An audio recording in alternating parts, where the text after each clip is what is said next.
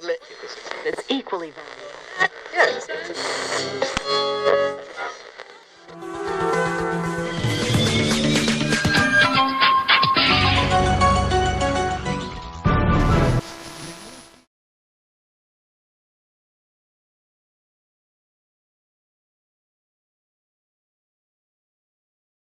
Me llamo Julio Mozo Méndez, soy vallisoletano, ingresé en la radio en el 61, acabé en el 88, 89, quiero recordar. Soy un enamorado de la radio y desde luego un enamorado de Valladolid. A Tribuna, muchas gracias por darme la oportunidad de que mi voz pueda salir otra vez al flote. Gracias. Es historia viva de la radio, esa radio que se hacía de otra manera. Julio Mozo, en casi 30 años de profesión, ha visto pasar la vida y la sociedad vallisoletana por sus micrófonos.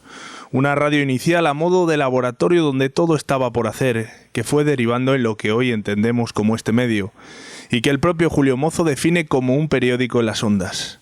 A pesar de que lleva más de 2 décadas sin pisar un estudio radiofónico, hoy desempolva todos sus recuerdos para Voces de Valladolid. Con todos ustedes, Julio Mozo. Estuve 6 años en la SER y 21 más en la COPE. Hasta que, bueno, tuve que dejarlo porque la vista me empezaba. ¿Por qué empecé en la radio? A mí siempre me gustó hacer periodismo. Lo que pasa es que a mí la carrera me la pagaron el patronato de huérfanos. Yo soy huérfano de guerra. Y entonces, pues de alguna manera en Valladolid no había periodismo. Y me dijeron que derecho. Pues bueno, pues derecho. Y eso todo. Yo acabé la carrera en el 60 y en el 61 ya estaba trabajando en la radio. Yo empecé a ir a festivales. Creo que el primero que hice fue el de Aranda. Después hice Portugal, hice Málaga, hice Barcelona, hice San Remo, hice el Miden. O sea, me dediqué un poco a festivales, tanto en una emisora ya como en la otra. Intentamos con Rafa González Yáñez, al que recordaré siempre, hacer algo de música y montamos una cosa que se llamaba el Pequeño Festival.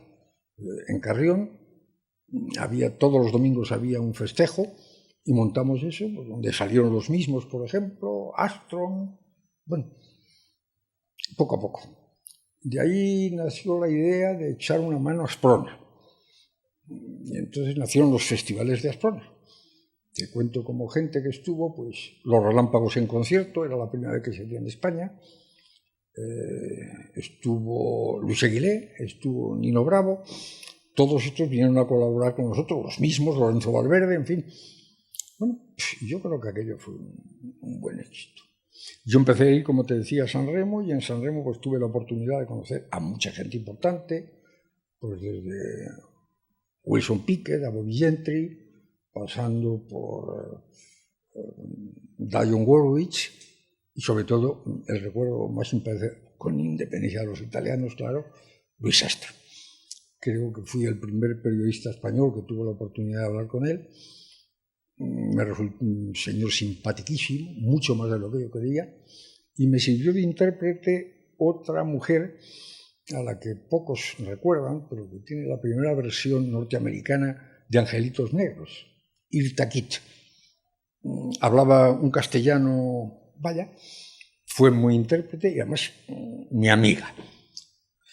Bueno, San Remo pues, me permitió conocer a los Moduño, a los Vilar, a Santi Show, a la Cinquetti, bueno, te puedes imaginar que a casi todos. Me parece que lo hice 6, 7 años. Habíamos hecho en la SER, el primero creo que fue en el año 63, 64, Rafa González y yo empezamos un programa informativo que se llama Plaza Mayor. Creo que retransmitimos la procesión general de la Semana Santa. Empezaron a retransmitirse partidos de fútbol entonces. Y ya en la COPE hicimos un informativo, Actualidad vallisoletana, pues con gente, pues qué sé yo, Luis de la Calle, Quintino Rodríguez, Concha Chamorro, bueno, en fin. Empezamos también los programas culturales, de los que yo, por supuesto, estoy muy contento, con los amigos del teatro, con los amigos del cine, la Semana de Cine, por ejemplo, y luego, pues poco a poco se fueron intentando cosas diferentes, que uno no puede recordar todas en un momento, pero vamos, que se hicieron. En los primeros momentos yo diría que la radio era un poco espectáculo. Me viene a la memoria pues Bobby de Glané, José Luis Péquer en la SER, Juan de Toro. Luego empezó a hacerse un poco más informativa Tomás Martín Blanco, en lo deportivo Marco, que yo creo que ha sido el maestro de todos los carruseles que son y han sido, y poco a poco pues todas las emisoras fuimos haciendo lo mismo. Y llegó un momento en que me interesó la fiesta y me interesó que gente colaborara conmigo para hacer las transmisiones.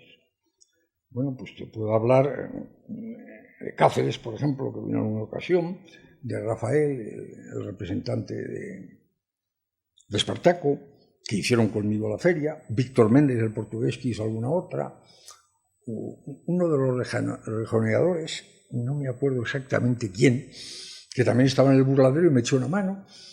Los toros a mí me interesaban, pero sobre todo me interesaban los toreros, como personas. Es decir, en la SER, por ejemplo, no tanto, pero en la COPE, yo creo que cada corrida tenía su antepalco en la emisora con una entrevista a los matadores de ese día. Eso trajo como consecuencia pues, que yo conocía a mucha gente de estos. En el fútbol me pasó lo mismo. Por ejemplo, yo recuerdo con un enorme cariño a Paquito, que fue entrenador de Valladolid, y con el que tomábamos café casi todos los días, por la zona donde yo vivía entonces, y vivo ahora, claro. Entonces, pues nos encontrábamos en un bar, charlábamos, hablábamos de fútbol. A mí me enseñó lo poco que sé, aunque yo hubiera jugado al fútbol, pero vamos, no es lo mismo jugar que entender el fútbol. Soy de los tiempos en que vi jugar a Gerardo Coque, a Vaquero, por ejemplo, a Busquets, a Ortega y a la Sala, otros tiempos. Y luego llegué a tener una cierta amistad con Antonio Ramallés, que vino como entrenador, vivía, si no recuerdo mal, en el Conde Ansúrez, y charlábamos bastante de fútbol el tiempo que estuve de entrenador. Luego Biosca, que acaba de fallecer, también le he conocido, y luego Cantatore, con el que creo que he sido amigo suyo. En los inicios, en la SER, el director era Paco Martín Abril, don Francisco Javier Martín Abril. A mí me enseñó casi todo lo que sé Rosita Martín, que vive todavía, era una espléndida locutora, Pilar García Santos, que creo que vive, aunque hace mucho que no la veo, y Rafael González Yáñez, esencialmente. Ese fue un tiempo que era una radio difícil, donde ya te dije antes que era difícil hacer informativos o no se podía. Creo que desde ahí hicimos en directo el primer pleno del ayuntamiento que yo recuerde que se hizo en la radio. En la emisora de enfrente, y digo de enfrente por el lugar donde estamos, nada más. La Voz de Valladolid, antes Radio Falange, pues he tenido íntimos amigos, por ejemplo, María Teresa Íñigo, otra maestra, José del Cimbal, otro buen amigo, Riverita, el crítico lector, otro buen amigo, y tantos y tantos. Pero luego, andando el tiempo, pues he ido descubriendo otra gente de la que me acuerdo, cómo no me voy a acordar, de Juan Pascual, de Paco Fadón, que en el año 67 inauguramos la COPE en Valladolid. Dirigía entonces por primera vez la emisora Jesús María Palomares, después estuvo José Luis Gago, más tarde Andrés Barriales, y creo que el primer director seglar fui yo. Bueno, eran otros momentos, ya la radio había cambiado, y me acuerdo de Ángel Cuaresma, de Concha Chamorro, de Quintín Rodríguez, compañeros, que me han ayudado y que me han enseñado. Porque hay gente que dice que de la prensa y de la radio sabe.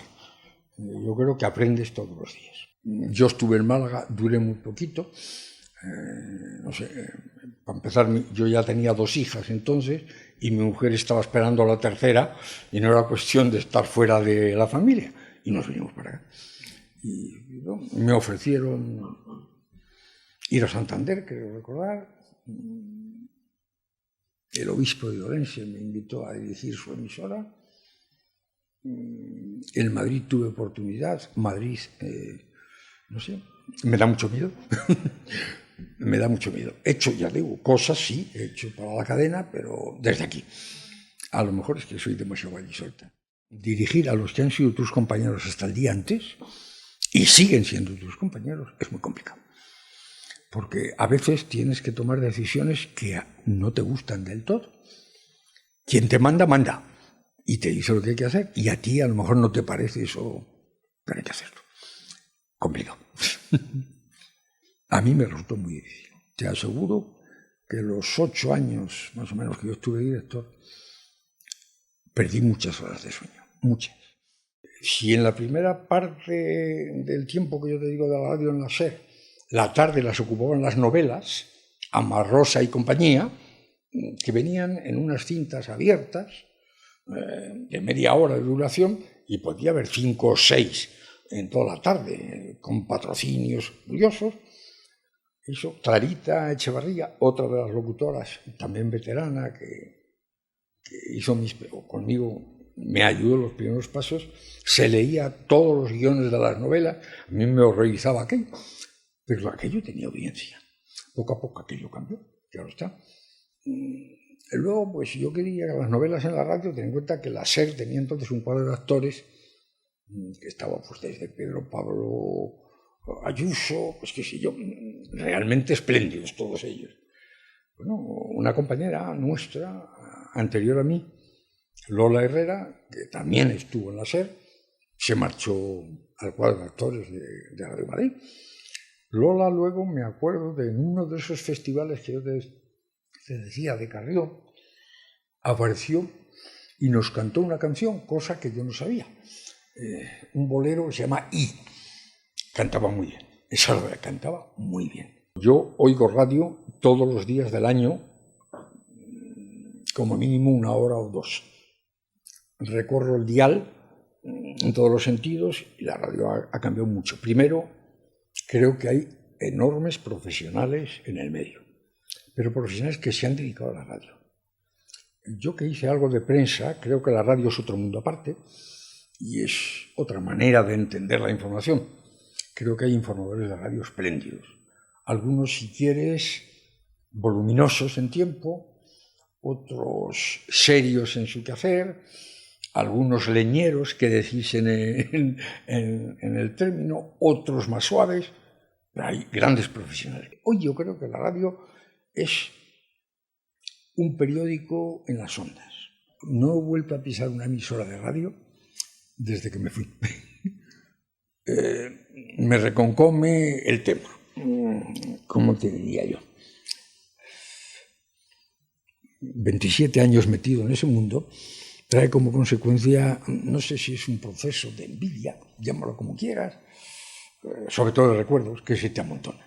Ahora, creo que se hace otra radio diferente.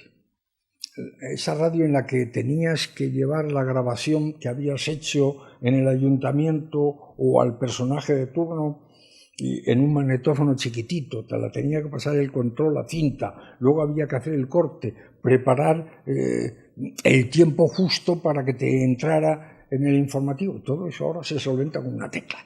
Cuando se inauguró el Estadio de la Pulmonía, estábamos en nuestras cabinas y más o menos cada emisora había procurado una estufita pequeñita y la teníamos en los pies, como puedes imaginar, porque el frío es horroroso. Entonces nos vino alguien de la Casa Real, creo que era un agregado de prensa de Su Majestad la Reina, doña Sofía entonces, a decirnos que la reina se ponía mala de frío. Y la señora de Calvo Sotelo, que estaba con ella, igual. Se llevó la estufa nuestra y al cabo de un rato, en el descanso, nos llamaron para que fuéramos a tomar un vino.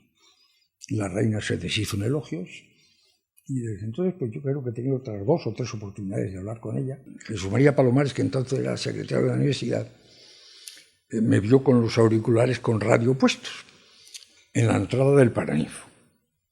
Y el rey se apercibió de que yo llevaba el cacharro puesto. Y me llamaron. Y me dijo que si yo podía escuchar la radio. Dije, naturalmente. Oye, que es que van a votar lo de Barcelona, ¿sí o no? Bueno, yo me senté en mi butaca. Me parece que era la fila 14 o 15. Y había quedado con Su Majestad en que si salía a Barcelona, yo haría algún gesto.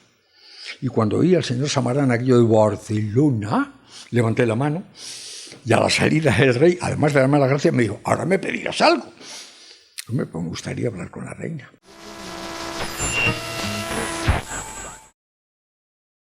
El 23F.